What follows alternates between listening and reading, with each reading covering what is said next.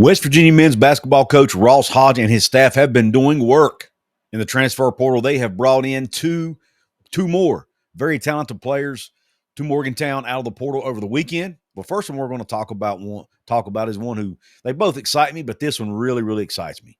You've got Honor Huff. First of all, that name might make the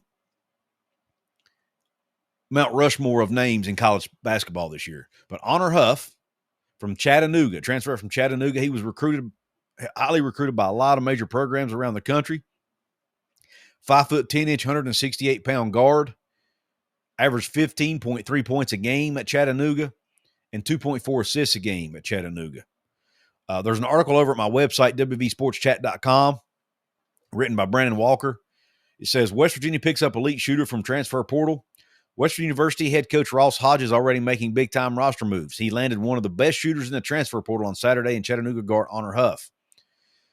The 5'10", 168-pound garnered serious interest from schools such as Iowa, Pitt, St. John's, and Vanderbilt. But ultimately, he selected the Mountaineers. The Pittsburgh, Pennsylvania product. Now, Pittsburgh, Pennsylvania is where he went to high school.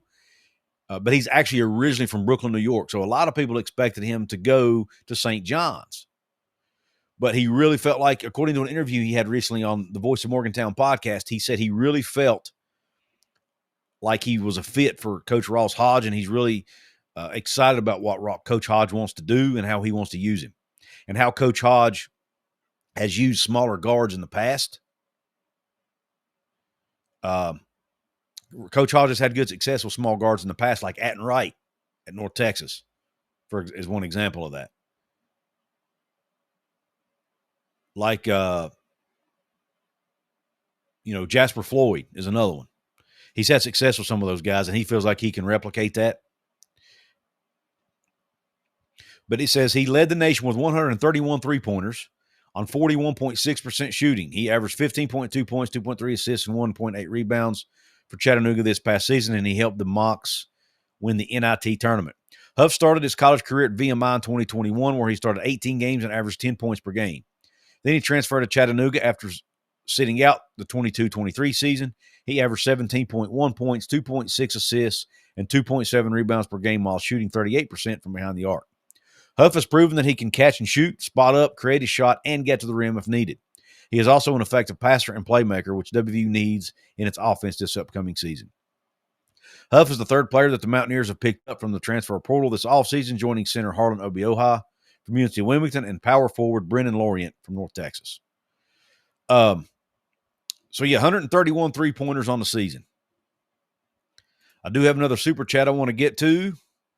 Silver Mark WV, thanks, my man. $20 super chat. Thank you so much for generosity.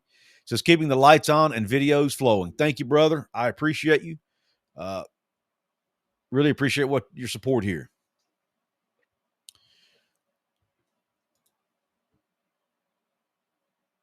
All right. I spent some time over the weekend watching some highlights of Honor Huff. Sorry, I keep wanting to say Connor for some reason. Honor Huff. I've watched some highlights, and I'm telling you, here's what impressed me the most about this young man: his ability to get off the floor quickly when he gets the ball in his hands and he's going to take a shot. He gets off the floor like that, gets to the top of his jump shot really quickly. And that enables him to shoot over top of people. He jumps really high on his jump shot, and he's able to get off the floor quickly. That it helps him, even though he's only 5'10". If you watch some of his highlights, and I'll leave links to some of his highlights, most of them came from over at College Basketball Scouting. But if you watch his highlights, he shoots over guys much, much larger than him a lot. And he's able to do that because of his athleticism, his ability to jump off the floor and get to the top of his jump shot, and able to do it quickly. He also has a very quick release. So if he doesn't need a ton of space to get his shot off because his release is so quick. But he is an absolute elite shooter. He's not a good shooter. He's not a great shooter. He is an elite shooter. Here's one stat that stuck out to me. He made 19 three-pointers, deeper than 25 feet or deeper behind the line. That's like Steph Curry range, folks. He's like the Steph Curry of college, and I'm not saying he's as good as Steph Curry, obviously, but as far as his shooting range, he has that type of range at the college level. Unbelievable range. All right. Now he shot 100 and he made 131 threes out of over 300 attempts. So even attempting over 300 shots, he still shot the ball 42.6% from 3-point range. That is elite, especially shooting that many shots. And then some other stats, 32% of his field goal attempts are from behind the 3-point line or from the left side or on the left side of the key. And he shoots 44% from that spot. 28% of his attempts are from the right side of the key, or I wanted to call it the left wing, but it's not really the full wing. It's if you stand at the top of the key behind the 3-point line and take a couple steps to your right, that's the right side. He shoots 41% from that spot. Again, I mentioned his release. He's among the 91st percentile in the country in catch and shoot threes, with a 62% effective field goal percentage on catch and shoot threes. He's not in the 97th percentile in the country. 97th percentile. Top 3% in the country in offense and off the dribble threes, or off the dribble shooting, rather, and most of those are threes. 97th percentile shooting off the dribble with a 67% effective field goal percentage. That is elite, folks. So he's elite at catching and shooting. He's also elite at shooting it off the dribble. Okay. And then he's among the top 81 percentile in the country in scoring off ball screens. When he has the ball in his hands, they set a screen for him. He comes off that screen. Like I said, he doesn't need a ton of space. So if you don't stay with him on those ball screens, he will kill you. He will burn you and burn his opponents. So he's elite coming off screens. He's elite catch and shoot. And he's also elite creating his own shot off the dribble. And about 60% of his shots are behind the 3-point line. Now, he can get to the rim if he needs to. He is athletic and quick enough to get to the rim, but he really, really makes his payday, so to speak, earns his pay, whatever you want to call it, from behind the 3-point line. And that is something West Virginia really desperately needs. You know, they went out and got that big center in Obi Oha at first from UNC Wilmington, the 7-foot, 280-pound big man. Then they got the long, lengthy forward who's athletic and can play above the rim from North Texas. Then they go out and get a small guard who can shoot it at an elite level. So you can kind of watch the puzzle pieces that Ross Hodge are putting together for this team, and it makes a lot of sense, right? He just continues to find the right guys, the right puzzle pieces. And I think the way he's building this roster is really good. It's really good. But I'm extremely high on Honor Huff. I think he has a chance to be one of the top guards in the Big 12. And I'm super, super excited about what he brings to the table. I mean, you just go watch his highlights. Again, you will be impressed with his quick release. You will be impressed with his ability to get off the floor and get to the top of his jump shot. Just so many things this guy's good at. Now, defensively, none of his highlights showed what he did on the defensive end, at least not the ones I watched. But we all know the emphasis that Coach Hodge puts on defense, so you have to assume that this young man can guard, and he also averaged just under a steal a game. So he does get some steals as well. And he averaged over 2 assists a game, or right at 2 assists a game too. So he can make plays. You know, if he's not shooting the ball, he can still make plays with the ball in his hands by getting his teammates involved too. So he's not just a pure shooter, or not just a shooter. Hey, do me a favor. Go check out my good friends over at Appalachia Digital. If you need a brand new website for your small business, or if you're just looking to get found easier on Google, go check out AppalachiaDigital.com/Couz. These are the fine folks who designed my brand new website over at WVSportsChat.com. They did a fantastic job. I love their work. I think you will too. So go check them out. AppalachiaDigital.com/Couz. Let them know Couz sent you. I also want to thank them for supporting my work here at Couz's Corner and at Hoops from the Hills. Now let's get back to the show. Let's go ahead and talk about the next pickup from the portal for West Virginia basketball. And his name, Jackson Fields from Troy. 6'8", 210-pound forward, averaged 7.9 points and 4.8 rebounds a game for the Trojans, the Troy Trojans. Now, you know, he doesn't put up the highlight reel plays that Honor Huff's going to put up. You know, he can shoot it from three, but I think he only attempted about 63 a game, or 63 for the whole season. He can shoot it from three, but it's not really his biggest strength, in my opinion.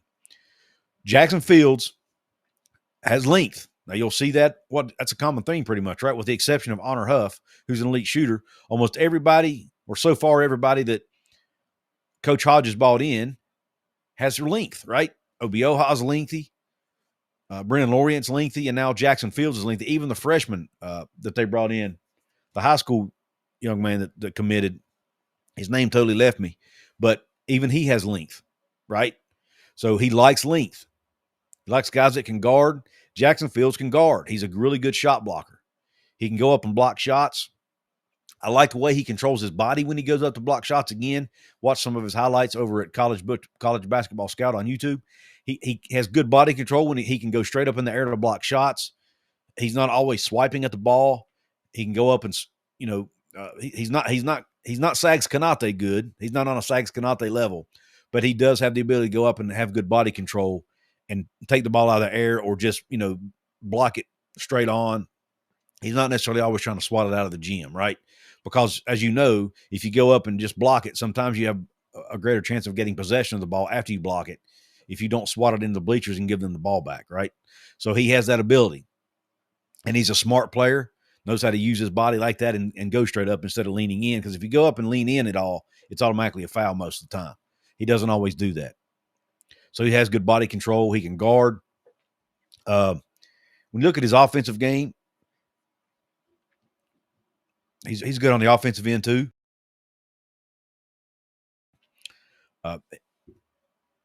Yes, he averaged 7.9 points. So he's not going to he's not going to go out and give you 20 a night, but he has a capability of giving you a very solid night. He had several double-digit scoring games on the season.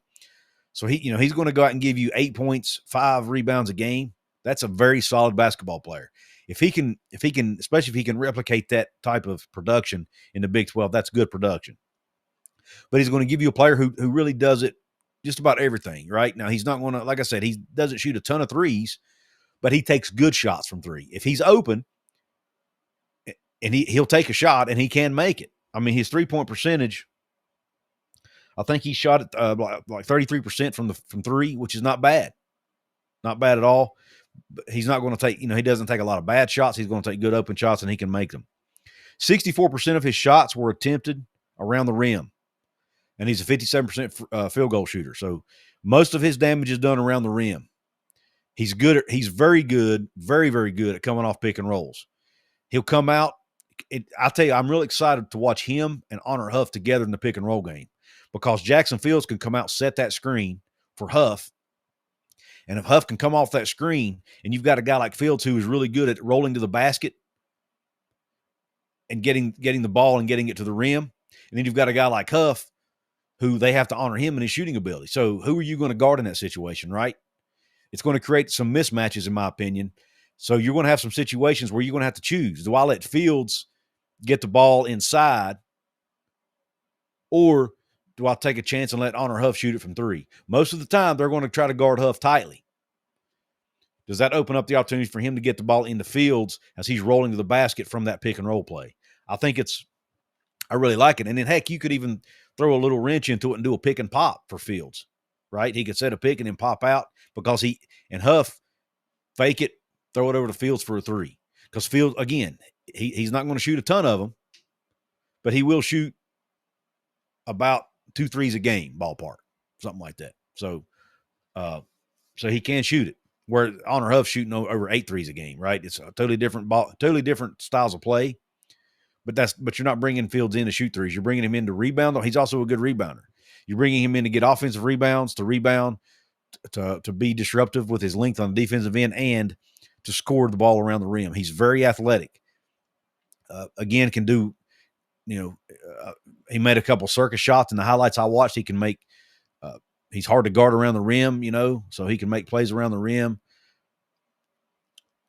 I mentioned the pick and roll game. He's just a good overall player. It doesn't look like he's really bad at anything. You know what I mean? Now, he's not going to be bringing the ball up as a point guard, but He can score it around the rim. He can shoot threes if he's open. He can play defense. He's a willing passer. So he's just a good – will he be a starter for this West Virginia team? I don't know. I think he has the opportunity to be. But even if he's not, he's a very, very good depth piece that will get minutes and should be able to contribute for this team in 2025, 26. So I'm very excited about this young man. But again, you got Honor Huff, who's an elite shooter. You've got a big 7 foot, 280-pound big in Obioha. You've got the lengthy forward who can jump out of the gym in Brendan Lorient. Now you've got another athletic forward in Jackson Fields who can do a good job cleaning up the offensive glass and scoring around the basket.